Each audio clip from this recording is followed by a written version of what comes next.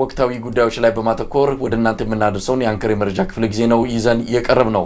ደረጀ ሀብተወልድ መረጃዎችን በማቅረብና በአንዳንዶቹ ላይ ትንታኔ በመስጠት ከኔ ጋር አብሮ ይዘልቃል። ከኛ ጋር እንድትሆኑ ግብዣችን። በተለያዩ ቪዲዮዎች ላይ በተለይ ከሰራዊት ምረቃ ጋር በተያያዘ የምታስተላልፋቸው መልእክቶች፣ የምትሰጣቸው ስልጠናዎች ጋር የተያያዘ ነው። እንደው አንተን ባጭሩ እንዴት አድርገህ ታስተዋውቃለህ? አመሰግናለሁ መሳይ። እንግዲህ አርበኛ ሳሙኤል ባለድል ነኝ። የአማራ ፋኖ አንድነት በጎንደር ምክትል ሰብሳቢና ወታደራዊ አዛዥ ነኝ።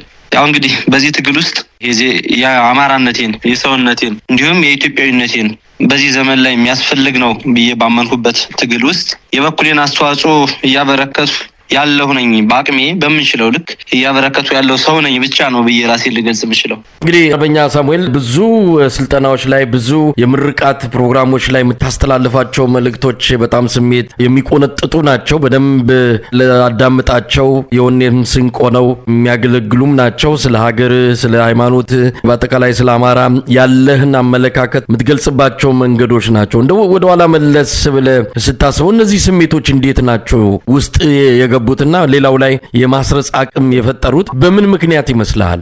ያው እንግዲህ ስሜቶቹን የፈጠራቸው ሂደቱና ሀገሪቱም እንዲሁም አማራ እንደ አማራ ያለበት ጫና፣ ሰቆቃ፣ እንግልት፣ በደል፣ ግፍ የማየው የምሰማው የምዳስሰው እንደመሆኑ መጠን ያየ ህሊና ያለው ሰው እንዲሁም የሚሰማ የሚያይ ሰው ያን አይነት ስሜት አይፈጠርበትም ብሎ ለማለት ይከብዳል። ምናልባት እንግዲህ ዘመኑም ሂደቱም ይሄ ሶሻል ሚዲያው ያደነዘዘው ትውልድ ካልሆነ በተቀረ በግልጽ ህዝቡ ላይ እንደ ህዝብ ሰው ከሆነን ሰው ላይ የሚደርሰው ሰቀቀንና ግፍ የማያስቆጣ አይደለምና ያ ቁጣ ያ መገፋት የፈጠረው ስሜት እንደሆነ ነውና ማስበው ያንን በትክክል በተሰማኝና በተረዳኝ ውስጤ ባለው ልክ ስገልጽ ምናልባት እንግዲህ ለሰዎች አነሳሽ ሊሆን ይችላል። ግን እንደ እውነታው የኔ ንግግር ሳይሆን የኔንም ንግግር የኔንም የውስጥ ብሶት እንዲወጣና እንዲገለጽ ያደረገው ህዝቡ ላይ ማህበረሰባችን ላይ ሀገራችን ላይ እንደው በተሳሳተ መንገድ የጥፋት መራቆቻ እንድትሆን የተሰራባት ስራ የሚፈጥረው ቁጣ እንደሆነ ነው የሚሰማኝ።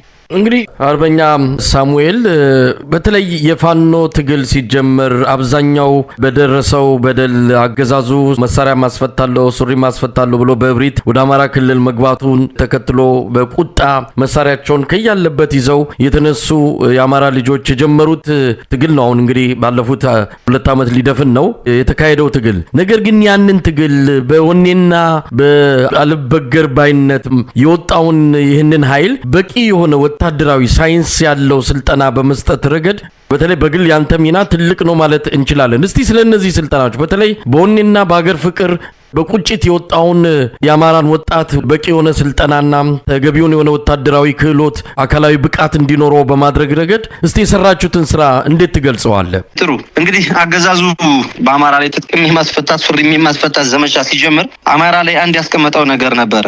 አይነሳብኝም አይደለም ብሎ አስቦ የነበረው ይነሳል። ግን ቢነሳም እንኳን የትግል ልምድ ስለሌለው ጸንቶ ይቆማል፣ ጸንቶ ይዋጋናል፣ ይሄን ያክል ተጽዕኖ ይፈጥርብናል ብሎ አላሰበም ነበረ። ለዚያም ሲባል የትግል ልምድም የለውም ብሎ በተለያየ መንገድ ስነልቦናውን የወጣቱንም የማህበረሰቡንም ሰልቤዋለሁ የተነሳበት ሂደት ነውና ያለው በዚህ ሂደት ላይ የወጣውን ታጋይ የወጣውን አርበኛ ሸፕ የማስያዝ ጽናትን የመፍጠር ያለውን በደል በሚገባ እየነገሩ ያን በደል ለመቀልበስ የሚያስችል ስልጠናዎችን መስጠት አስፈላጊ ሆኖ ነበር። ቀላል አልነበረም። ምክንያቱም በዚህ የትግል ሂደት ውስጥ በቁጣ በስሜት እንደ አብዮት ነውና የተነሳው በርካታ የታጠቀ ኃይል በድርጅት መንፈስ ከታች ጀምሮ ተደራጅቶ 1 2 3 እያለ የተሰራ ሳይሆን በየአካባቢው ብሶት አንገብግቦት ሆ ብሎ የተነሳ ነበርና ይሄን በቁጣ የተነሳ ኃይል ደግሞ ወታደራዊ ቅርጽ ማስያዝ፣ ወታደራዊ ዲሲፕሊን ማስያዝ ነገ የተነሳበትን ነገ የሚጥለውን መንግስት የተባለ ስርዓት ሲጥል ለሀገር የሚጠብቅ ለሀገር የሚሆን ሀገር የሚጠብቅ ሀገር የሚመራ ሰራዊት አድርጎ መስራት ያስፈልጋልና ምክንያቱም ሀገሪቱ ትልቅ ሀገር ናት። የዛች ትልቅ ሀገር ሰራዊት ባለቤት አልባ ለግለሰቦች ፍላጎት ለመንግስት ፍላጎት የራሱን ህዝብ የሚጨፈጭፍ እንደመሆኑ መጠን የሚያሳድድ የሚደፍር የሚያሳቅቅ እንደመሆኑ መጠን በጅምላ የሚጨፈጭፍ አይኑን ጨፍኖ የሚያስጨፈጭፍ እንደመሆኑ መጠን የግድ ሀገሪቱ ነገ ተስፋ የምትለው ሰራዊት ይኖራታል ብለን እናምናለን። ተስፋ የምትለው የሰለጠነ አቅም ያለው ፕሮፌሽናል የሆነ እንደ ወታደር አድርግና አታድርግን የሚያውቅ ነገር ግን ለመንግስቱ ብቻ ተልዕኮ የሚፈጽም ሳይሆን ህዝቡን በመጠበቅ ላይ ሊያተኩር የሚችል ሰራዊት መስራት ያስፈልግ ነበር። በዚያ ልክ እንግዲህ የወጣውን ታጋይ መሰብሰብ፣ ማቀናጀት፣ ማደራጀት እንግዲህ ከተለምዶ ከቤቱ ተነስቶ የሚዋጋ የነበረውን ጫካ እየዋለ ጫካ እያደረ ህይወቱን ጫካ አድርጎ በየበረሃው አድርጎ በጽናት ቆሞ ታግሎ መጨረስ የሚያስፈልገውን መዋቅር መስራት ስለሚያስፈልግ በዚያው ልክ ጥረናል፣ ደክመናል። ገና ብዙ መስራት ይጠበቅብናል፣ እንሰራለንም ጭምር። እንግዲህ ከብዙ በትንሹ በየቦታው ተቀምጦ ነፃ አውጪ የሚጠብቅ ብዙ ሰው እንዳለ አያለሁ፣ አምናለሁ። ነፃ አውጪ የሚጠብቅ አማራ ነው፣ ተገፊ ነው፣ ተበዳይ ነው። በዚያ ሂደት ላይ ወጥቶ ይህንን በደል መቀልበስ የማይችል የተኛ ጃምቦ የሚጠጣ የሚያንቀላፋ የከሸፈ ለሀገርም የማይጠቅም ሀገርን የሚያጠፋ ታሪክ የሌለውን ለሀገሪቱ የማይጠቅም አንዲት ፍሬ ማያፈራ አምራች ያልሆነ የትምህርት ስርዓትን ተምሬ ውጤት አመጣለሁ ብሎ እየወዘነ ያለ ከንቱ ትውልድ ሁሉ እንዳለ ይሰማኛልና ምናልባት ቢገባው ቢሰማው ወጥቶ ቢታገልም ጭምር ጥሪ ማቅረብ ስለምፈልግም ያን ስራ እየሰራን የቆየ ነው። ሀገሪቱ ከምትጠይቀው አማራን ከሚያስፈልገው ዲሲፕሊን ያለው የምር ነፃ አውጪ እውነተኛ የሆነ ተጠያቂነት ያለበት ኃላፊነት ያለበት ቆራጥ ሰራዊት በመገንባት ደረጃ የተወሰነ አስተዋጽኦ እንዳበረከትን ይሰማኛል። ነገ ብዙ ምንሰራው ነገር አለን። ትግል አጭር ነገር አይደለም፣ ቀላል ነገር አይደለም። በአንድ ቀን ተጀምሮ በአንድ ቀን የሚቋጭ አይደለም። ስለዚህ በዚያ ልክ ነገም ብዙ ምንሰራው ኃላፊነት አለብን። ብዙ ያልነቃው እንዲነቃ ማድረግ አለብን። ብዙ የብልጽግናው ስራ ወይም ደግሞ ካሁን በፊት የነበረው ያገዛዝ ስራ አምሮን ያላሸቀው ወጣት አለ። አሉባልታ ከቤት ቁጭ ብሎ የሚያወራ ከዚህ ላይ የወጣው ችግር ፈቺ የችግር ፈቺው ባለቤትና አካል እንደመሆን የሚጠብቅ ኃይል አለና ለነሱም ወንድ ሆኖ መቆምን ማስተማር ስላለብን ስልጠናዎችንም ውጊያዎችንም በየጊዜው እናደርጋለን። ይሄን ያለመ ስልጠናዎችን ስናደርግ ቆይተናል። ከሞላ ጎደል የተሳኩ ናቸው። ነገም ብዙ ከዚህ ብዙ ጥፍ የሚጠበቅብን አለ። ያንንም እናደርጋለን። ምክንያቱም ትግል ነው፣ በአጭር ጊዜ አይቋጭምና። እንደው አርበኛ ሳሙኤል አሁን ላይ ስታየው ያኔ ስትጀምሩት ከነበረውና አሁን በእነዚህ በ18 19 ወራት በአንድ እጅ ውጊያ በአንድ እጅ ስልጠና እያረጋችሁ ነው እንግዲህ ሄዳችሁት። ውጊያውም ስልጠናውም የተፈራረቀ ሲካሄድ የነበረበት ጊዜያቶችን ነው የምናስታውሰውና አሁን ቁመናችሁን እንዴት መግለጽ ይቻላል? በመሳሪያም በስልጠናም በተለያየ መንገድ የፋኖ ኃይል የደረሰበትን ደረጃ እንዴት ትገልጸዋለህ? እንግዲህ ብዙ እድገቶች አሉት። የፋኖ ኃይሎች ብዙ የተማሯቸው ነገሮች አሉ እንዳሉ ይሰማኛል፣ እኔንም ጨምሮ በዚህ ትግል ሂደት ውስጥ።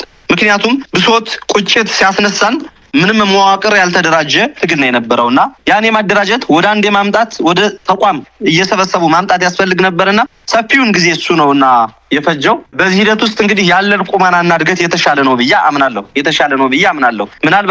ምናልባት ትግሉ እንደረዘመ ብዙ ያልተሳኩ ነገሮች እንዳሉ ሊያስብ ይችላል የትግል ጠባዩን በደንብ ያልተረዳ ሰው። ነገር ግን ትግሉ ትልቅ እድገት እያደረገ የመጣ ነው። ከዝም ብሎ መዋጋት፣ አቅዶ መዋጋት፣ ከገጀራና ከነፍስ ወከፍ ክላሽ የቡድን መሳሪያዎችን መያዝ እንዲሁም ደግሞ ከተበታተነ አደረጃጀት በተቋምነት እንግዲህ በአራቱ ክፍለ ሀገራት እንዲሁም ወለጋና አዲስ አበባ አካባቢ ባለው በተቋምነት አደረጃጀት እየተሰሩ የመጡ ነገሮች አሉና ይሄ ትልቅ እድገት ነው። ምናልባት እንግዲህ ሮም በአንድ ቀን አልተገነባችም።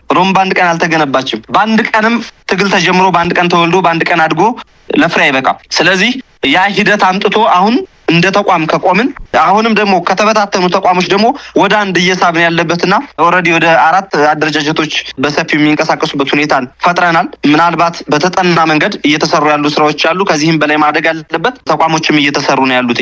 በዚህ ሂደት ውስጥ እንግዲህ ሆብሎ የጀመረ በርካታ ሰው አለ። ሳያስብ ሳያመዛዝን ሙዚቃ ሰምቶ የመጣ ሰው ይኖራል። እንግዲህ ያንን ጠበቅ ተደርጎ ሲያዝ በስርዓት ሲያዝ ነገ አዲሱ ስርዓት ያለው ነውና እየፈራ እየበዛ እየተጠናከረ የሚሄደውና በዛ ሂደት ውስጥ ደግሞ ሰብስቦ በጫካ ውሎ በጫካ የሚያድር ታጋይ ከማድረግ አኳያ ብዙ እድገቶች እንዳሉ ነው የሚሰማኝ። ያልሰለጠነ ሰራዊት ነበረን። አሁን በበርካታው ስልጠናዎቹ በሚገባ ተጠናክረው በአንድ ማኑዋል የሚሰለጥን በአንድ ልብ መካሪ በአንድ አፍ ተናጋሪ ወደ መሆን እየመጣ ያለበት ሂደት አለና እድገቱ ጥሩ ነው ብዬ አስባለሁ። ምናልባት በየጊዜው በየቦታው ባልተደራጀ መንገድ የሚደረጉ ሆይ የነበሩ ውጊያዎችም ከነበሩ እነሱን ባሳደገ በተደራጀ መንገድ ውጤት ባለው መንገድ ኦፕሬሽኖችን ማድረግ ስለሚያስፈልግ በእዝና በሰንሰለት ማድረግ ስለሚያስፈልግ ተቋማዊ ስራዎችን ሁሉ የማስተካከል ስራዎች ያስፈልጉ ስለነበረ እነኛ እየተሰሩ የተወሰነ የውጊያ ጋብታዎች አሉ።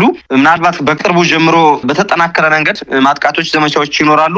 ህዝቡ ይሄን ሂደት የትግል ሂደት እንደሆነ ማየትና መረዳት ይኖርበታል። ምናልባት እንግዲህ ቀድሞ እንደገመገመው ዝቅ አድርጎ እንዳየን የትግል ልምድ የላቸውም ሰኞ ጀምረው ሰኞ ወጣው ማክሰኞ ይገባሉ ብሎ እንዳሰበው ሳይሆን 5 ዓመትም ይፍጅ 6 ዓመትም ይፍጅ ህዝባችን እያታገልን ክፍተታችን እያረምን አጠናክረን ወደ መንግስትነት መመለስ እንዳለብን ይገባናል። ከሌሎች ኢትዮጵያውያን ጋር ሆኖ በዚያ ልክ ይሄን እንዳለና ትግሉን በዚህ ደረጃ እያደገ እንዳለ ነው የሚሰማኝ። እንግዲህ አርበኛ ሳሙኤል ምናልባት ከጥንካሬዎቹም ከነበረው ያለፉት 2 ዓመታት አንዳንድ የእናንተ ውጣ ውረዶች በመነሳት ተወሰነ ያንተን ምልከታ ለመከታተል ሞክረናል። እንደው ክፍተቶችስ አሁን ላይ ቆማችሁ እንደው እንዲህ ቢሆን ኖሮ እንደዚህ ባልሆነ ነበረ፣ ያኔ እንዲህ ብናደርግ ኖሮ ዛሬ ላይ እንዲህ አይነት ነገሮች አይታዩም ነበረ ብሎ ወደኋላ መለስ ብሎ እንደው የሚቆጭ ነገር እንደው ብናስተካክለው ወደኋላ እድሉ ቢሰጠን ብላችሁ የምታምኑት ነገር ይኖራል መቼም በግል ይሄ ስሜት መሃል ካለስ ምንድነው እሱ?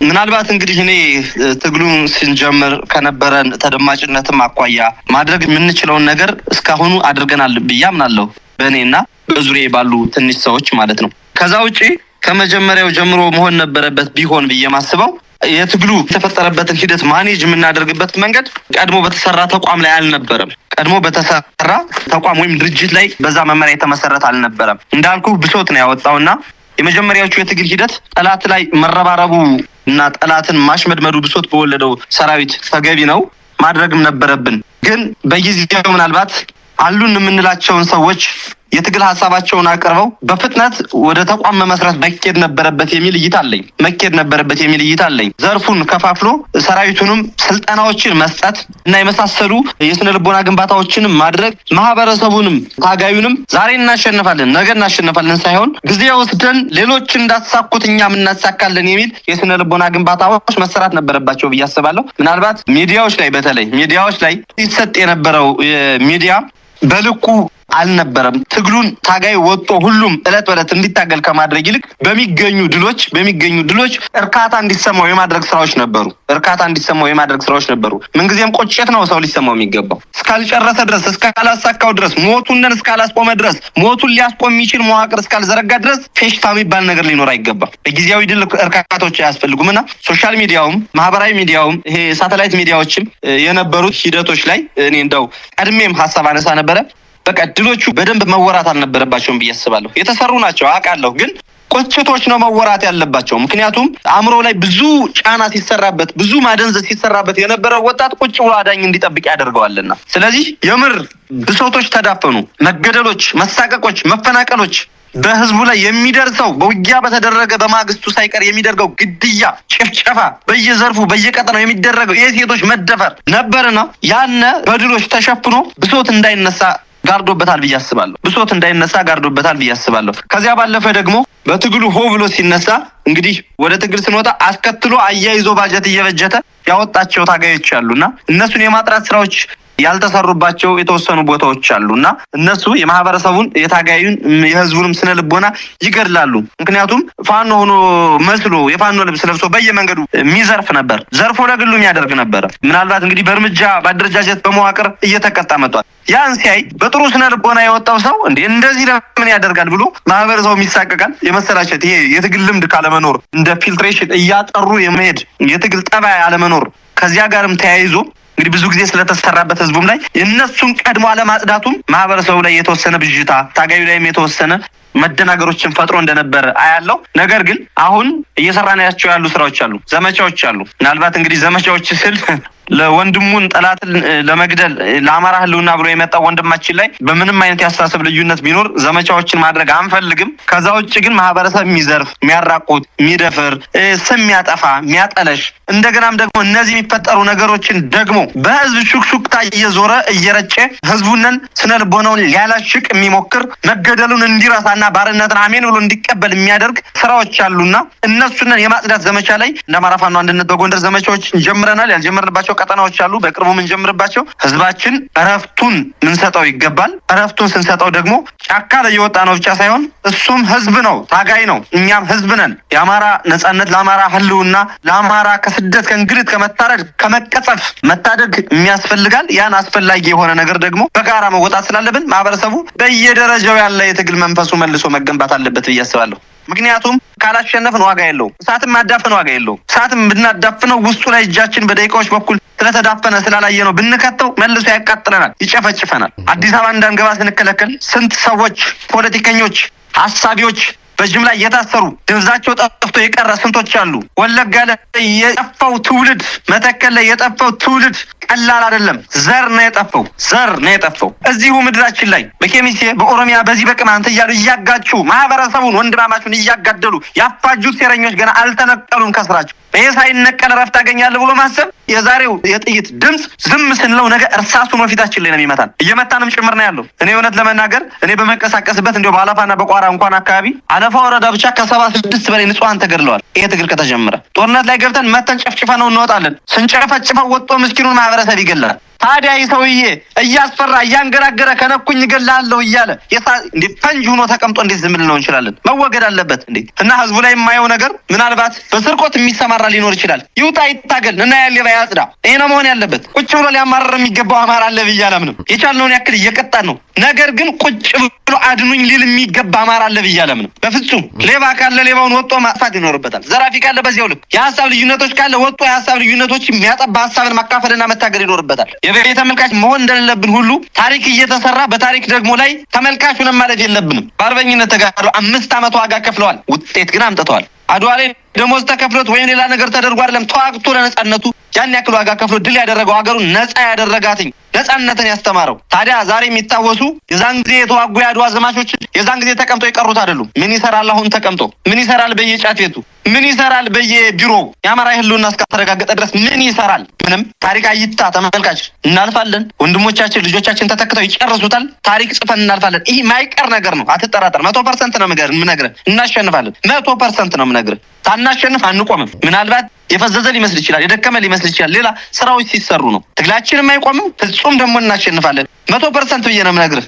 እንግዲህ አርበኛ ሳሙኤል አሁን ጥያቄም ላነሳ የነበረው ይሄንን ነው። ከቅርብ ጊዜ ወዲህ የሆነ የተቀዛቀዘ ነገር የሚመስሉ ነገሮች አሉ። እንግዲህ አሁን መረዳት የቻልኩት ወደ ኋላ መለስ ብላችሁ የነበረውን ሁኔታ መፈተሽ፣ መዋቅሮችን ማጥበቅ ይላሉትንም እንደዚሁም አንዳንድ ነገሮችን ዝም ብሎ በቁጭት የተጀመሩ ነገሮችን መልክ ማስያዝ፣ በወታደራዊ ስልጠና ማደርጀት፣ መጠናከር ብዙ ነገሮችን እየሰራችሁ ስላለ ነው በተወሰነ ደረጃ የአውደ ውጊያ ነገሮች የተቀዛቀዙ የሚመስሉት። እንደዛ ብለን መውሰድ እንችላለን።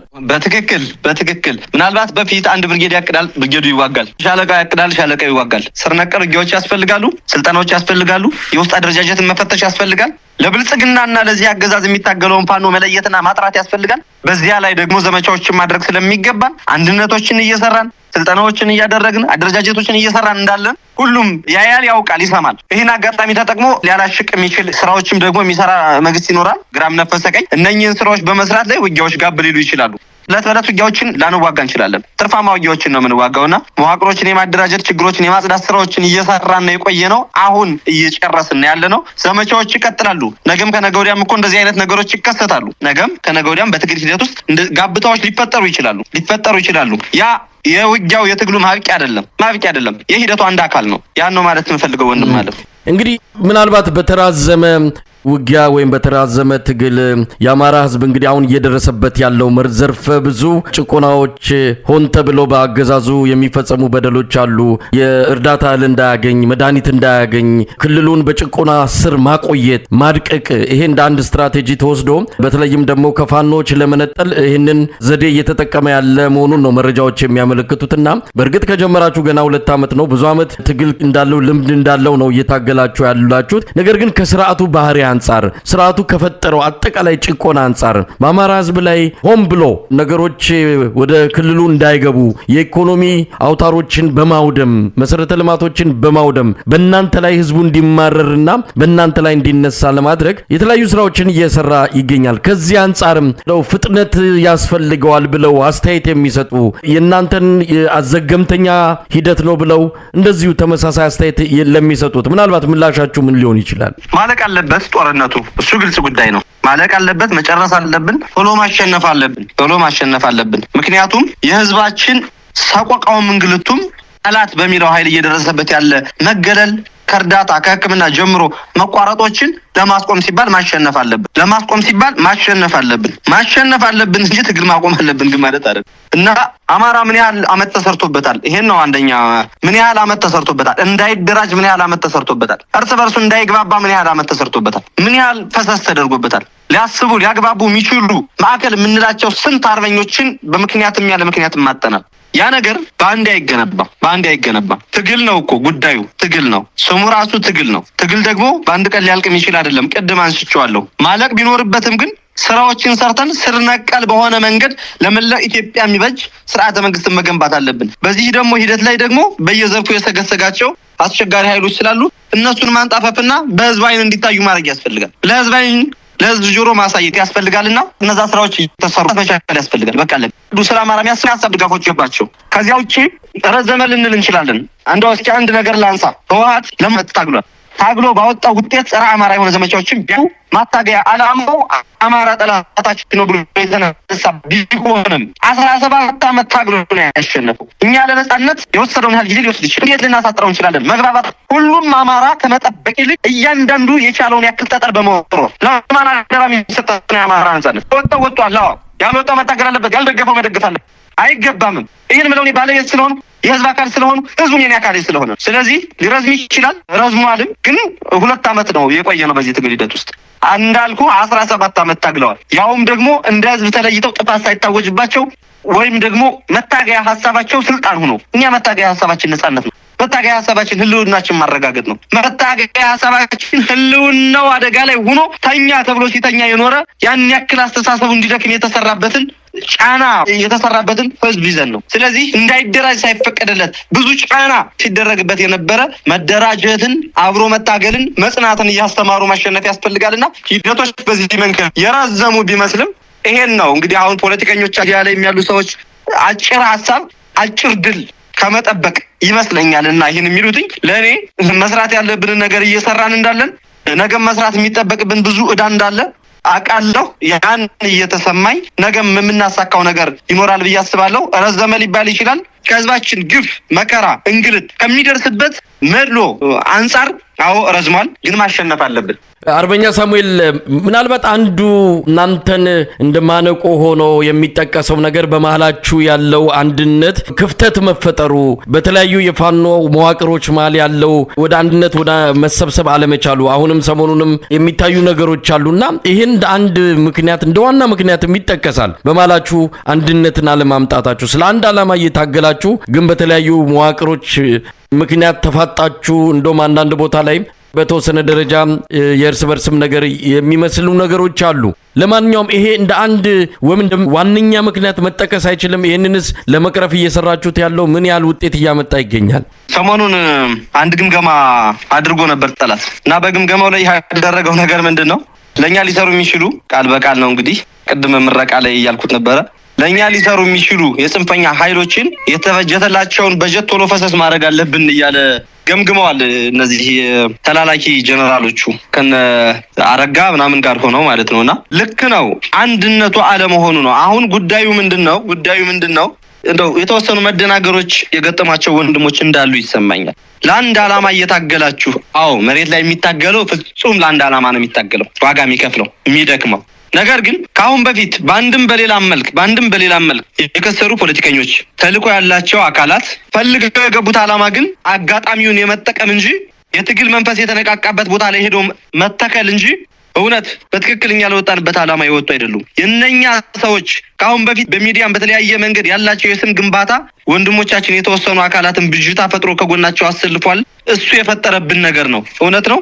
አንድነት አለመምጣቱ፣ በአንድ አለመሰለፉ ነው። ያም ሆኖ አሁን በጎጃም፣ በወሎ፣ በሸዋ፣ በጎንደር ያሉ አደረጃጀቶች ምናልባት አንድ መዋቅር ይሰራሉ የሚል ሀሳብ አለኝ። ክፍተቱ እሱም ሰፊ ክፍተት ነው። እሱንም መስራት ይጠበቅብናል። የሚጠበቅብንም ኃላፊነት ነው። ይሄ የታወቀ እንደሆነ የሚያው ይታያል። የገጠሙን ችግሮች ደግሞ በመሀል እንግዲህ አጀንዳዎችን ይዘው እየመጡ በየጊዜው በተራ ራሳቸውን የሚገልጡ ስውር ኃይሎችም ትግሉ ውስጥ ስለተቀላቀሉ ነው። እንዳልኩ አቤቱ ሲነሳ፣ ህዝቡ በአጠቃላይ አመጽ ሲነሳ በየቀጠናው ያለው አማራ ነኝ ያለ ሁሉ ነው የተነሳውና አንተ አትታገልም አንተ ትታገላለህ ብለን የመከልከልም የማጥራት ምድሉ አልነበረንም። ስለዚህ ስም የነበራቸው ሰዎች ከፊት ቀደሙና ብዙውን እያደናገሩ አስቸጋሪ ሆነው ቆይተውብናልና እሱም ጭምር ነው ያ አንድነቱ እንዳይመጣ አድርጎ አስቸግሮን የቆየ። ምናልባት እንግዲህ እግዚአብሔር ከፈቀደልን እየተሰሩ ያሉ ስራዎች አሉ፣ ይሳካልናልም ብለን እናስባለን። በቅርቡ እንግዲህ አንድ አማራዊ አደረጃጀት ተሰርቶ ይፋ ይሆናል የሚልም ሀሳብ አለኝ። እንግዲህ አርበኛ ሳሙኤል ሌላው የአገዛዙ የፕሮፓጋንዳ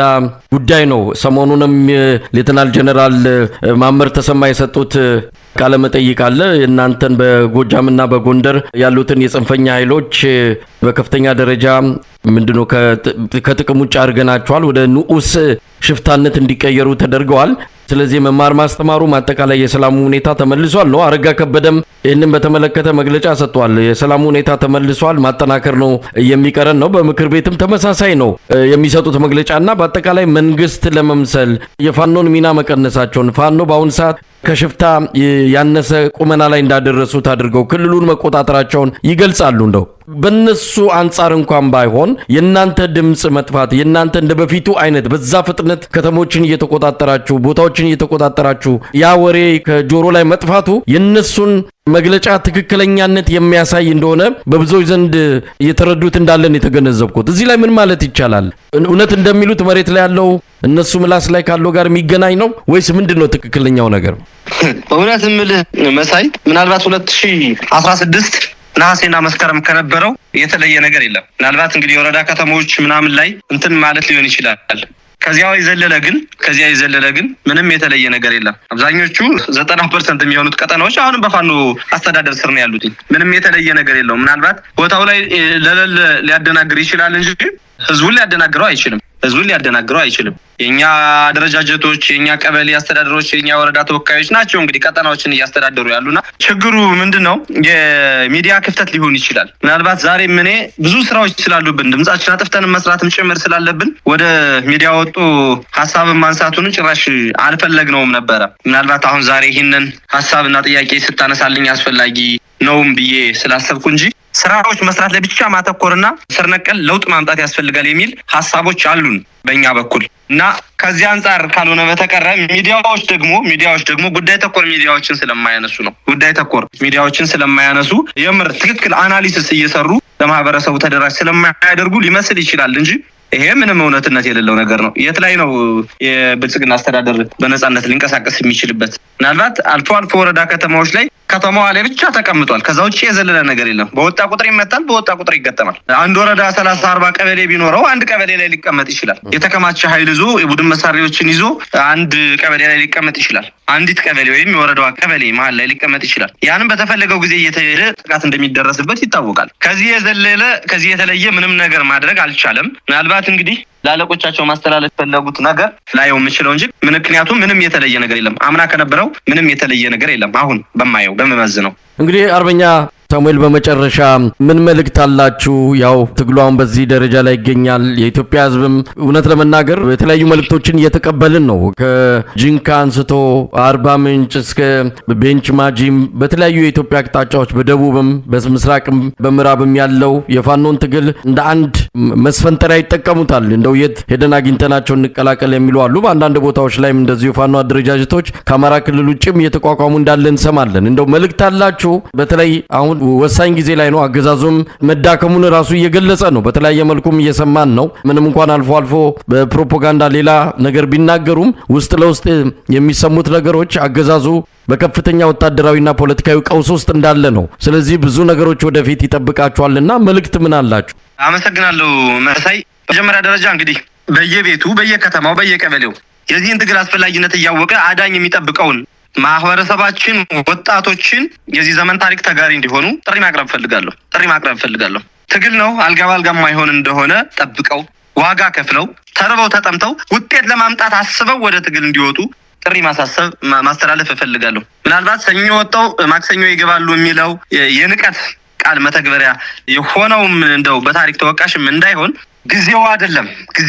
አሁን ጊዜው አይደለም። የምንቀመጥበት ጊዜ አይደለም። አሁን ወጣቱ ትውልድ አማራ ሆኖ ከቤት የሚቀመጥበት ጊዜ አይደለም። እውነት ለመናገር እንዳለበት የህልውና ስጋት ማለት ነው የሚቀመጥበት አሉባልታ የሚሰማበት ጊዜ አይደለም። ለማህበረሰቡ ማስተላልፈው መንግስት ፐርፐዝሊ ያሰራጫቸው ማህበረሰቡን እያዘረፈና እያስገደለ ወይም ወንጀል እያስፈጸመ እሱ በሚቀጥራቸው ግለሰቦች በውስጥ ደግሞ ይህን አደረገ የሚል የማሰላቸት ወሬ ሊያሰማራ ስለሚያደርገውም ጭምር በተለይ ሚዲያ ሳተላይት ሚዲያም ዲጂታል የሚሆኑ ሚዲያዎችንም በማያገኙ ቀጠናዎች ላይ አካባቢዎች ላይ ይህንን ስለሚሰራ ጆሮ እንዳይሰጥና ይልቁንም ታጋይነቱን እንዲያሳይ የተለመደ ታጋይነቱን እንዲያሳይ ነው። ሌላው ከአማራ ክልልም ውጭ በየቀጠናው ያሉ በየዞኑ በየክልሉ ያሉት መነሳሳቶች ይሄን ትግል መጀመር መቻል አለባቸው ብዬ አስባለሁ።